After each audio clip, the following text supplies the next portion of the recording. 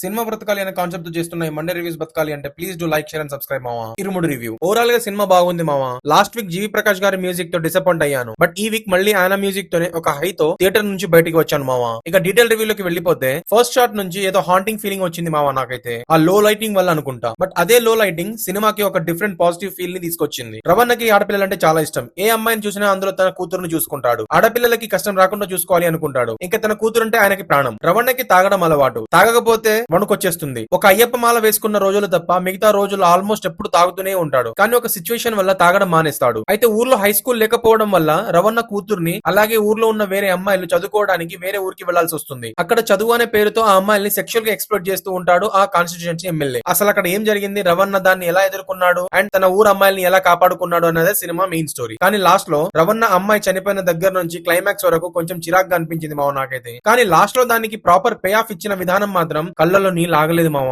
చాలా బాధగా and heavy hearted తో థియేటర్ నుంచి బయటికి వచ్చాను. పర్ఫార్మెన్స్ విషయానికి వస్తే రవణ గురించి ప్రత్యేకంగా చెప్పాల్సిన అవసరం లేదు. Is always a great performer. ఆయన screen presence and emotional performance cinema మొత్తం క్యారీ చేశాయి. అలాగే ప్రియా భవానీ శంకర్ రవణ వైఫ్ క్యారెక్టర్ లో చాలా బాగా చేసింది మామ. వాళ్ళిద్దరి కాంబినేషన్ నాకు చాలా బాగా నచ్చింది. హస్బెండ్ వైఫ్ మధ్య ఉన్న ఎమోషన్స్ స్క్రీన్ మీద చాలా నాచురల్ గా అనిపించాయి. అండ్ ఆ పాప నక్షత్ర చివర్లో మనల్ని ఏడ్పించడానికి మెయిన్ రీజన్ ఆ పాప పర్ఫార్మెన్సే. అసలు ఆ ఎమోషనల్ సీన్స్ లో ఆ పాప పర్ఫార్మెన్స్ పక్కా నో డౌట్. ఓవరాల్ గా చెప్పాలి అంటే ఇరుముడి ఒక emotional and heavy drama. First half నుంచి అట్మాస్ఫియర్, పర్ఫార్మెన్సెస్, జీవి ప్రకాష్ గారి మ్యూజిక్ అన్ని కలిసి ఒక డిఫరెంట్ ఎక్స్పీరియన్స్ ఇచ్చాయి. మరి మీరు గానీ సినిమా చూస్తుంటే మీకు ఎలా అనిపించిందో కింద కామెంట్స్ లో రాసేయండి. అండ్ ఇంకెవరైనా సినిమా చూడకపోతే వెళ్ళి చూసేయండి మామ. చాలా ఎమోషనల్ గా థియేటర్ నుంచి బయటికి వస్తారు ఫర్ షూర్. అండ్ అందరూ బాగుండాలి, అందులో సినిమా ఉండాలి. థ్యాంక్ యూ, జై హింద్.